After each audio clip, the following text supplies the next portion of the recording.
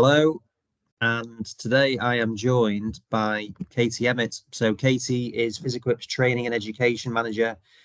She's worked with us for, was it nearly it's your fourth year, isn't it, with us? Fourth year, yes. Fourth year.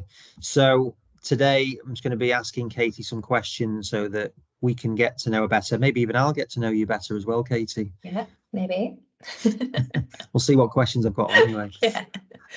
So Katie, yeah, I've known you before you started working with Physiquipe, but how did you come to be working in this area?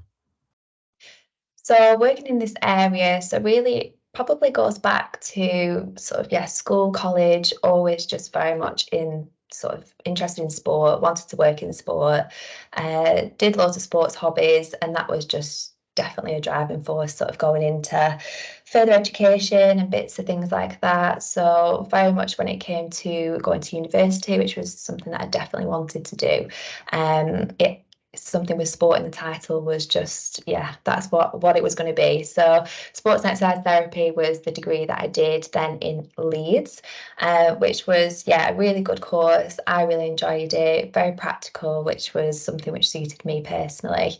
And then, yeah, like when I finished my degree, I was very focused in wanting to fulfill sort of a career within that. I really enjoyed the degree, wanted to continue to work in sports therapy, but as always, there's bits of challenges when you come out of a university and trying to get a job. So yeah, there was a couple of angles that I was sort of trying to do after graduating, and sort of applied for even a master's, and I even applied for a ski season to do bits of sports therapy. God, there was all sorts. It was a bit of a challenge to think about, right, I want to do sports therapy, but how can I get the job that I wanted, and yeah, what angle do I go at it now? So luckily, saw a bit of an interview post for a job within a clinic in Manchester.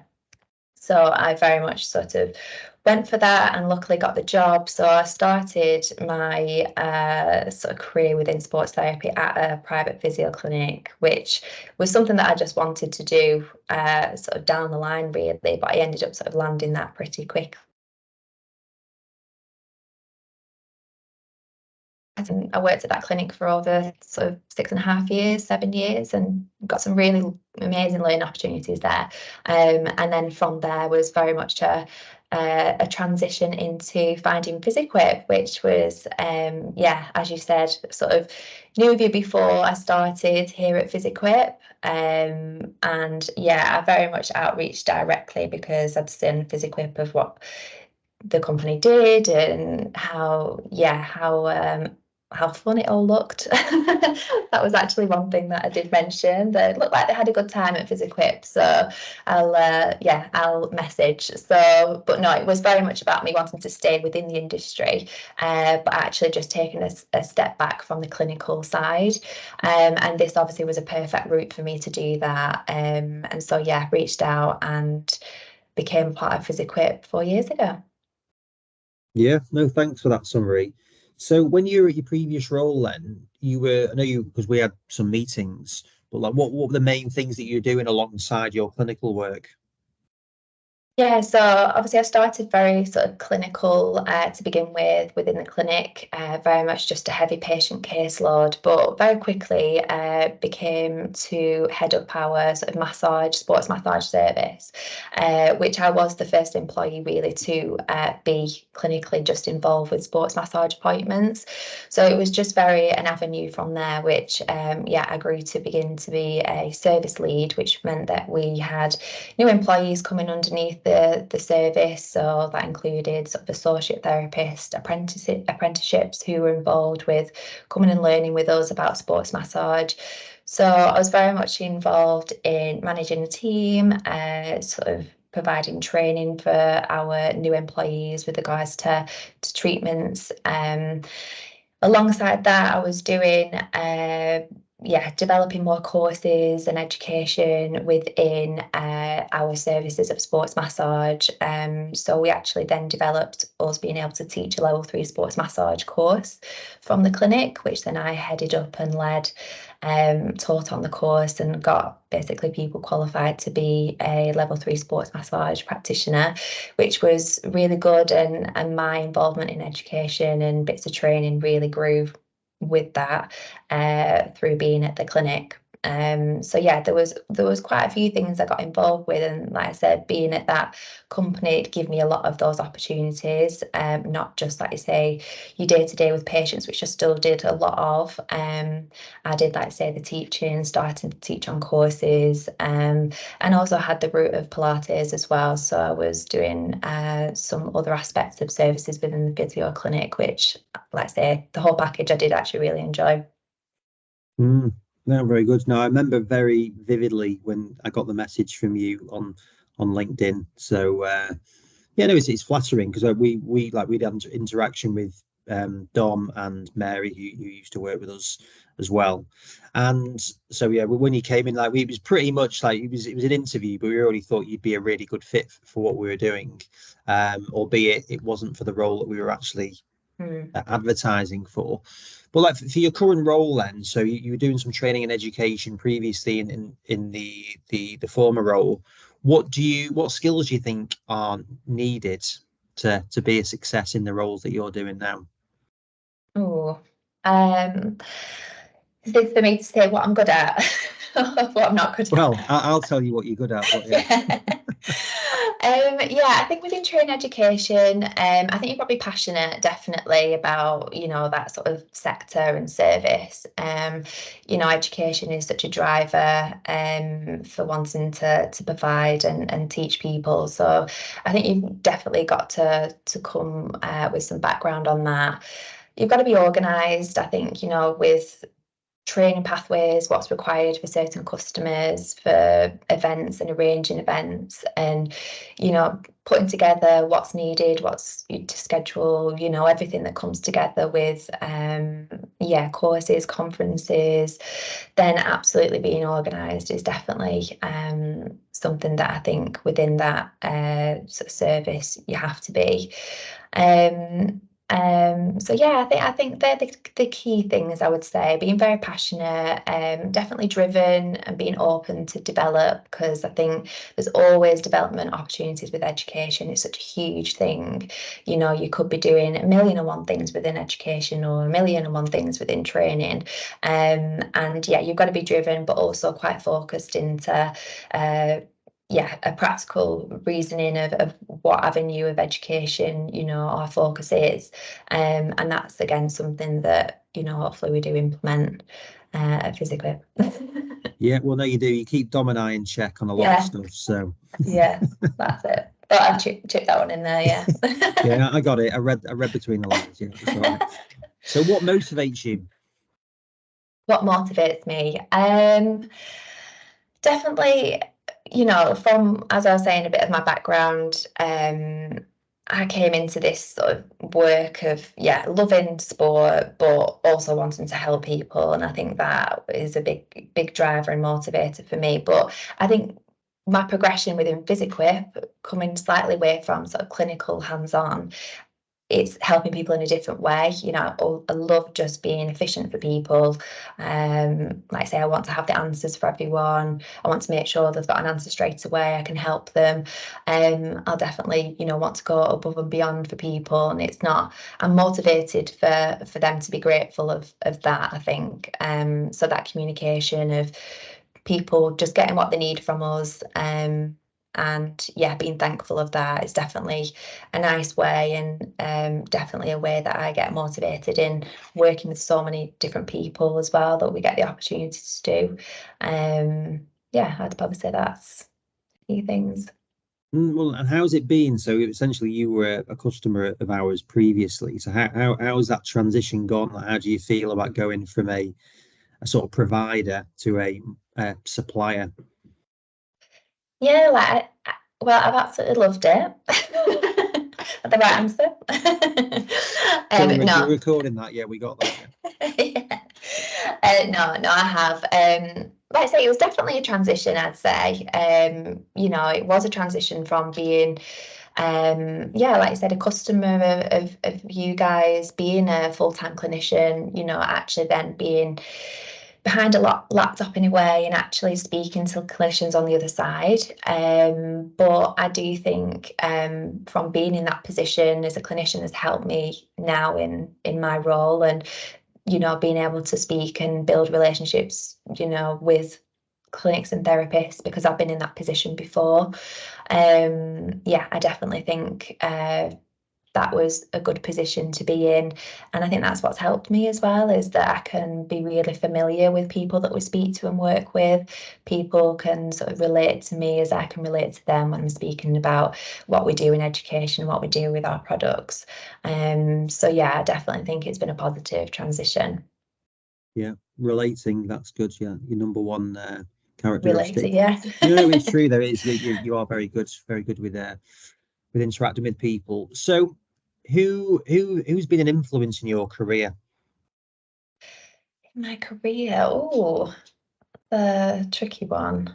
Um, I think it's hard to pinpoint someone for me, because I think I've been lucky to have very good influences along the way, I think, which has driven me to still being a part of the industry, to still be loving it, still being doing a job and being a part of an industry that I do love and what I wanted to do initially when I started to learn.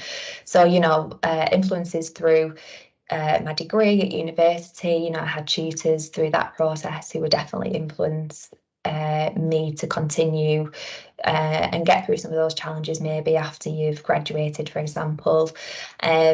People in my sort of initial workplace, like I said, I did have lots of open opportunities. I had, they were very big drivers for me to continue my learning with being a clinician, and I had amazing opportunities to grow, like you say, my own role within a physio clinic, which again, that was a huge influence from sort of line managers and directors of that business as well. I think along the way there's been those definite influences for my career. I think that's it. Yeah, yeah. I didn't get a mention, but not to worry. Yeah, and So, and now you. That's it. And now Thomas. no. We'll cut that bit out. You also, I'm sure you won't mind me mentioning, like you got a very strong family network, and your friends as well, aren't you? That you're very Yeah. close with them. So Yeah, absolutely. Obviously, away from work and away from influencing sort of job and career decisions. Obviously, then people are always next to you, aren't they, driving you? Absolutely very lucky to have a very secure unit of family who would just always have your back, 100% cheerleaders with anything that I decide to do. So I could have been anything and they would have been whooping at the sidelines. Very, very lucky for that. And like you say, friends and everything like that who, are happy to speak to me about anything with regards to sort of next chapters in life and everything. They're definitely influences, definitely 100%. yeah, no, it's definitely is lucky to have that. I can empathise. So, what's been your best memory? We'll keep it Oh, to work. We'll keep I it was to going to work. say Keep it to work.